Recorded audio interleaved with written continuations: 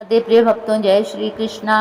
आज बृहस्पतिवार की जो लोग व्रत रखते हैं वो लोग बृहस्पतिवार की व्रत की कथा जरूर सुने। जो लोगों ने बृहस्पतिवार का व्रत रखते हैं उनके लिए कथा सुनना बहुत ज़रूरी होता है। और जो लोग व्रत नहीं रखते हैं वो भी अगर विष्णु भगवान की बृहस्पतिवार के दिन कथा सुन लें मन से तो उनकी भी सभी मनोकामनाएं पूरी होती हैं। लक्ष्मी नारायण आपके घर में लक्ष्मी की कभी कमी नहीं होने देते और आपके घर में कोई मुसीबत नहीं आती है। तो बृहस्पति भगवान का जो लोग व्रत करते हैं गुरुवार का, उनके घर में हमेशा सुख शांति समृद्धि बनी रहती है, क्योंकि ये विष्णु भगवान जो हैं और लक्ष्मी जी के साथ जब भी अपनी कृपा बरसाते हैं तो आपके ऊपर हर तरह की कृपा होती है। आपके बच्चों के ऊपर भी उनकी कृपा बनी रहती है, आपके पूरे परिवार की वो रक्षा करते हैं। तो विष्णु भगवान की कृपा मन लगा के ज़रूर सुनिएगा।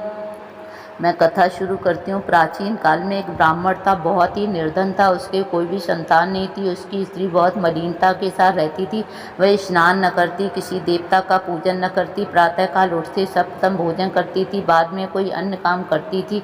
इससे ब्राह्मण देवता बड़ी दुखी थे, बेचारे बहुत कुछ कहते थे किंतु उसका कोई परिणाम न निकलता। भगवान की कृपा से ब्राह्मणी की स्त्री के कन्या रूपी रत्न पैदा हुई और वह कन्या अपने पिता के घर बड़ी होने लगी।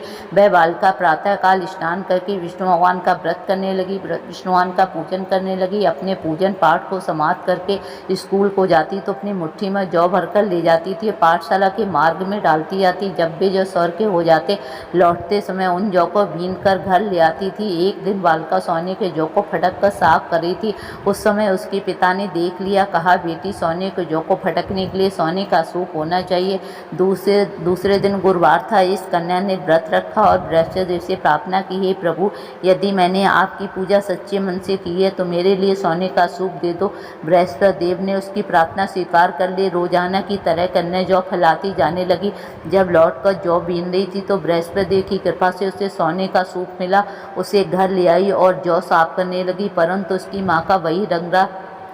एक दिन की बात है, कन्या सोने के सूप में सोने के जौ को साफ करी थी। उसमें शहर का राजपुत्र वहां से होकर निकला। इस कन्या के रूप और कार को देखकर मोहित हो गया तथा अपने घर आकर भोजन तथा जल त्याग कर उदास होकर लेट गया। राजा को जो इस बात का पता लगा तो अपने प्रधानमंत्रियों के साथ उसके पास गए। बोले, हे बेटा, तुम्हें किस बात का कष्ट है? किसी ने अपमान किया है अथवा अन्य कोई कारण हो सो कहो, मैं वही करूँगा जिससे तो प्रशंसा हो। अपने पिता की राजकुमार ने बात सुनी तो बोले, पिताजी, मुझे आपकी कृपा से किसी बात का दुख नहीं है, नहीं किसी ने मेरा अपमान किया है, परंतु मैं उस लड़की के साथ विवाह करना चाहता हूँ जो सोने के सूप में सोने के जौ को साफ करी थी।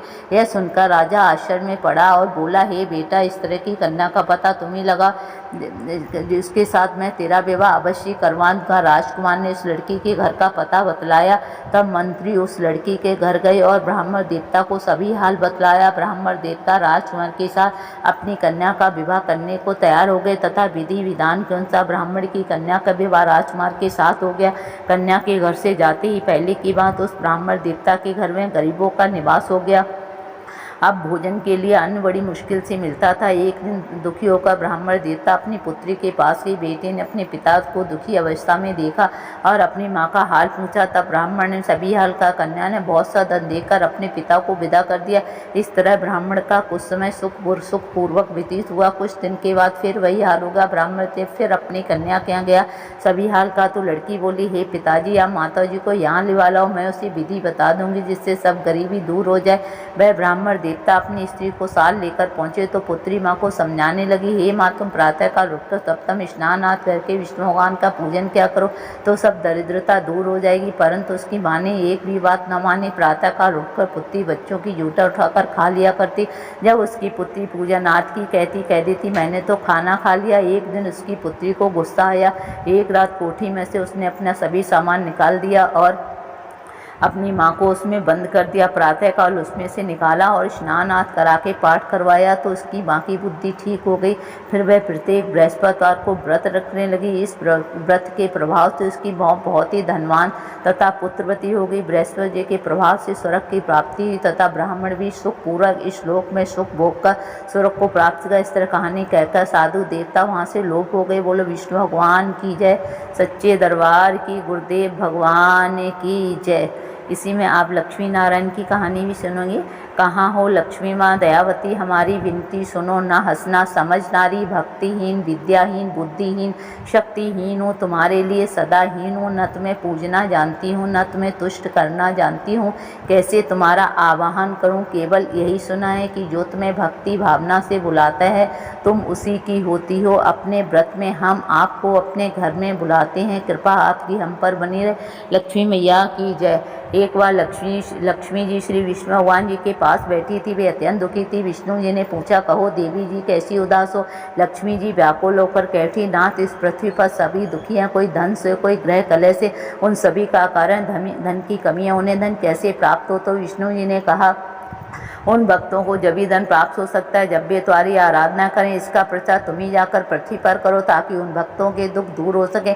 लक्ष्मी ने यह सुनकर पृथ्वी पर आने का विचार किया। वे अवंती नगर में जा पहुंची। वहां की स्थिति देखकर वे बड़ी दुखी हुई। उन्होंने देखा यहाँ का राजा बड़ा ही गुणवान और विद्वान था, साथ ही उसके 7 पुत्र थे जो एक साथ रहते थे। राजा की मृत्यु के पश्चात धन के लालच से सभी अलग अलग हो गए और आपस में झगड़ा करने लगे। राजा की पत्नी को अत्यंत दुखी किया, जिससे उसने दुखी होकर घर छोड़ दिया। उस दुखी बुढ़िया के पास आकर लक्ष्मी ने ब्राह्मणी के रूप में उसे दर्शन दिया और पूछा, तुम क्यों आत्महत्या कर रही हो, यह तो महापाप है। तब उसने सारी कहानी बताई कि मैं लड़कों के दुख से दुखी होकर बाहर निकल आई हूँ। तब लक्ष्मी ने कहा कि तुम लक्ष्मी जी का व्रत क्या करो। बुढ़िया ने पूछा, इस व्रत का क्या फल है, क्या विधि है, आप मुझे बताएं, इससे मेरे सारे दुखों का शीघ्र नाश हो। तो लक्ष्मी ने कहा, यह व्रत बृहस्पतिवार को लक्ष्मी जी के फोटो के आगे करना चाहिए। लक्ष्मी जी के फोटो के आगे रखकर 1 लोटा जल भरकर रखना चाहिए। श्रद्धानुसार जो भी भोग लगाना चाहिए, श्रद्धानुसार जो भी बन सके। फिर इस कथा को पढ़ें व दूसरों को सुनाएं। जिस बृहस्पतिवार के दिन पूर्णमासी हो पूरे दिन व्रत रखें, उस दिन बिना कुछ खाए रहें। यह सुनकर लक्ष्मी ने बुढ़िया को दर्शन दिया। दर्शन पाते ही बुढ़िया चरणों पर गिर पड़ी और लक्ष्मी जी चली गई। बुढ़िया ने घर जाकर अपने लड़कों को कथा सुनाई। उस व्रत को सभी बहुओं ने मिलकर किया। उसके व्रत करने से घर में सुख शांति वापस आ गई। कथा इस प्रकार है, जब एक दिन उस घर की बहुएं पूजन कर रही थी तो उस दिन एक गरीब पड़ोसिन आई। उसने भी व्रत का फल पूछा। दुखिया ने कहा, इससे धन की प्राप्ति होती है और गृहस्थ जीवन में सुख शांति मिलती है।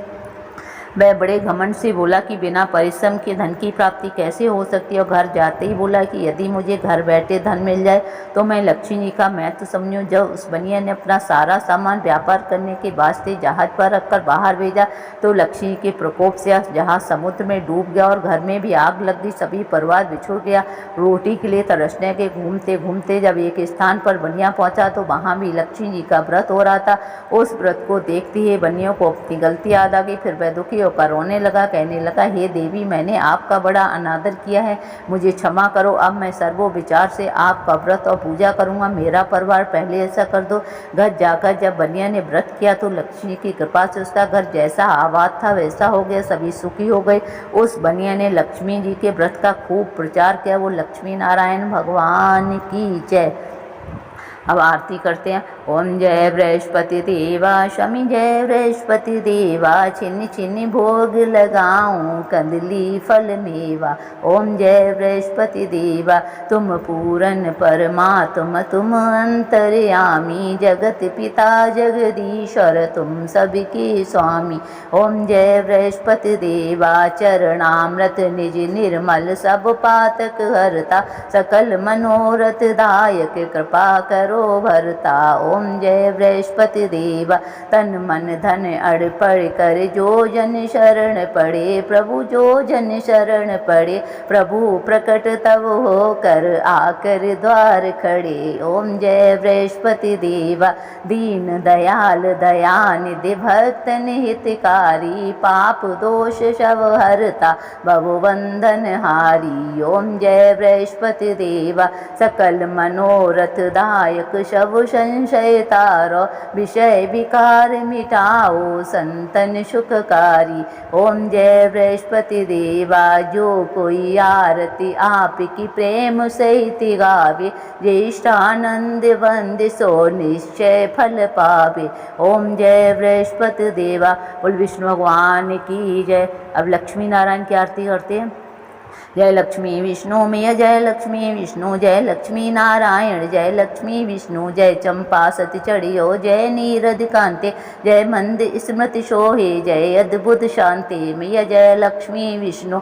कमल वरा में हस्ते शोकादिक धारण, जय कमलालय वासिन गरुड़ासन चार, स्वामी जय लक्ष्मी विष्णु। सच्चिन में कर चरणे सच्चिन में मूर्ति, दिव्यानंद विलासिन जय सुख में मूर्ति, स्वामी जय लक्ष्मी विष्णु। तुम त्रिभुवन की माता तुम सबकी त्राता मैया तुम सबकी त्राता, तुम लोको जय जननी तुम सबकी धाता मैया जय लक्ष्मी विष्णु। तुम हो सुमित घरों में तुम सबके स्वामी, प्रभु तुम सबके स्वामी, चेतन और अचेतन के अंतर्यामी मैया जय लक्ष्मी विष्णु। तुम धन जन सुख संपत्ति जय देने वाली मैया जय देने वाली, परमानंद विधाता तुम्ही हो वनमाली मैया जय लक्ष्मी विष्णु। शरणागत हूँ मुझ पर कृपा करो माता मैया कृपा करो माता, जय लक्ष्मी नारायण नव मंगल दाता मैया जय लक्ष्मी विष्णु। वो लक्ष्मी नारायण भगवान की जय। तो सभी श्रोतागणों भक्तजनों इस वीडियो को बड़े ध्यान से सुनिएगा। दोनों कहानी जो लोग बड़े मन से श्रद्धा से भक्ति भाव से सुनते हैं, भगवान लक्ष्मी नारायण उनकी सभी मनोकामना पूर्ण करते हैं।